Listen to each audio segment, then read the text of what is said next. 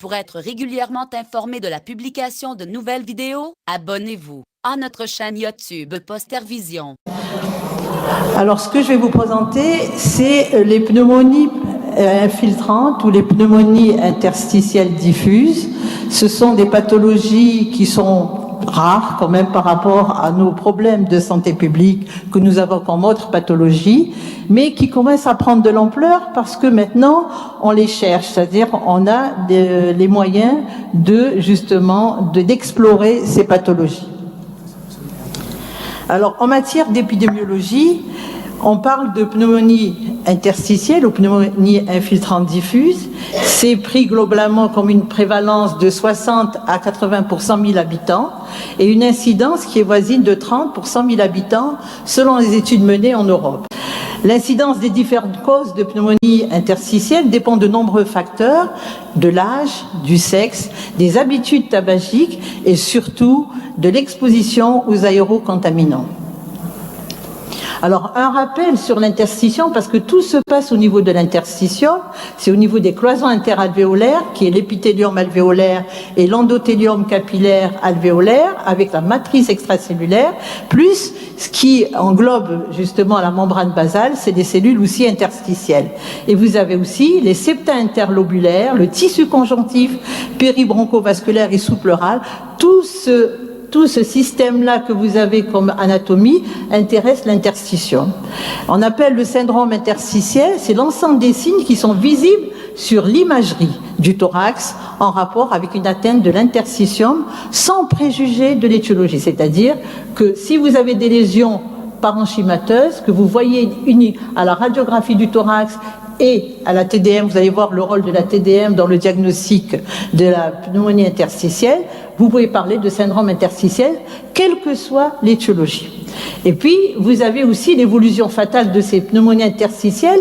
Quand l'aérocontaminant est répété, le stimulus est répété, ces pneumonies interstitielles peuvent évoluer malheureusement vers la fibrose. Et ça, c'est un diagnostic anatomopathologique, mais qu'on peut aussi faire le diagnostic évocateur à l'imagerie. Alors, les pneumonies interstitielles diffuses sont caractérisées par une augmentation du tissu pulmonaire, le plus souvent au niveau de l'interstitium, donc tout ce qui englobe l'interstitium, plus rarement les espaces aériens distaux.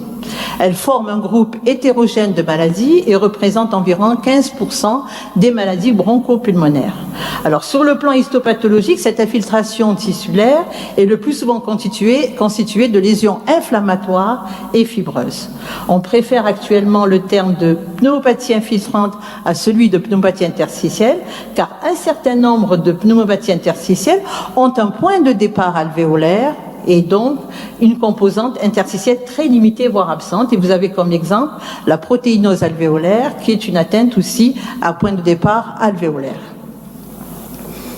Dans la classification, les nombreuses PID connues, il y a plus de 130 étiologies pour vous dire que c'est quand même un monde, mais nous allons nous intéresser uniquement aux PID qui sont les plus fréquentes. Elles sont classées différemment selon le critère retenu, le mode de survenue, aigu, subaigu ou chronique. Elles sont classées selon les images radiologiques, l'étiologie et bien sûr quand on peut faire l'histopathologie.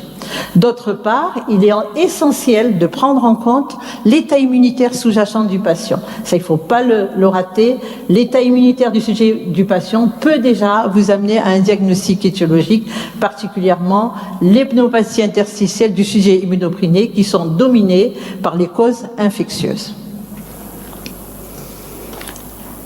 Alors vous avez deux types grossièrement dans la démarche diagnostique et la prise en charge selon que l'on retrouve devant une PID aiguë ou une PID subaiguë ou chronique.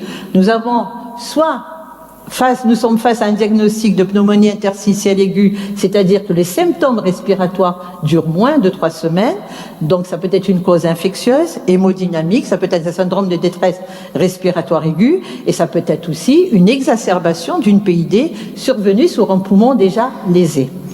Et vous avez la deuxième partie, c'est des PID subaigus ou chroniques, c'est-à-dire que les symptômes respiratoires durent plus de 3 mois. C'est là que se trouve le groupe hétérogène de ces affections. Et l'on peut séparer ces PID chroniques en PID de cause connue et en PID de cause inconnue. Alors, vous voyez ici la classification pour vous dire que c'est un monde.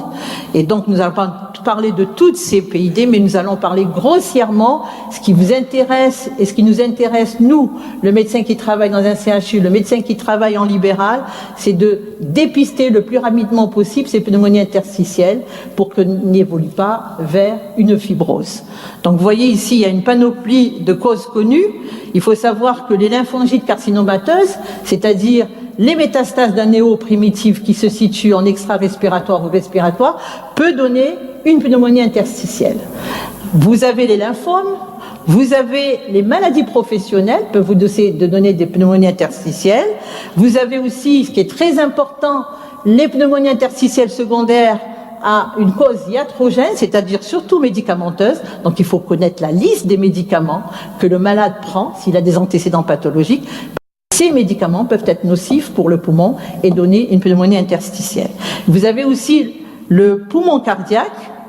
Si le malade a des antécédents de cardiopathie, il faut savoir qu'il peut faire un œdème lésionnel et ça peut se manifester aussi par une pneumonie interstitielle. Et là, c'est l'urgence.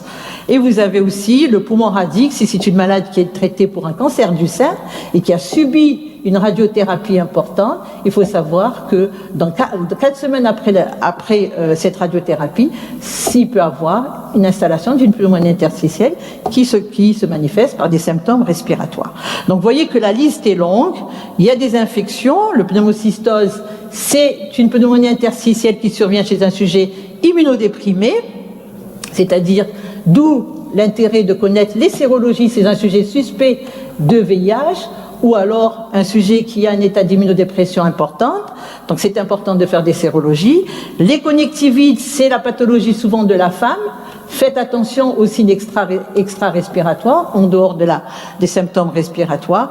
Donc vous voyez que la liste est longue. Et puis vous avez à côté les causes inconnues que vous connaissez tous, c'est la sarcoïdose.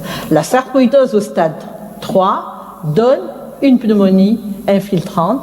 Et là, c'est très important et elle est si fréquente. Vous avez aussi la granulomatose à cellules de Langerhans, l'histiocytose X. Et puis vous avez les causes rares que nous n'allons pas trop parler. Ce sont les vascularites, les pneumonies chroniques à eosinophiles. Donc tout cela qui nécessite quand même des investigations assez poussées. Et puis en dernier lieu, la classification des PID, la nouvelle classification des PID, c'est la fibrose interstitielle diffuse. Et dans cette fibrose interstitielle diffuse, vous avez les pneumopathies interstitielles non spécifiques qui font partie des fibroses interstitielles. Et cela mérite quand même d'être étudié parce que ces pneumonies interstitielles non spécifiques, quand on ne fait pas le diagnostic, ça peut aussi évoluer vers de la fibrose. Merci d'avoir regardé cette vidéo. Abonnez-vous et partagez-la sur Facebook. À très bientôt pour d'autres vidéos.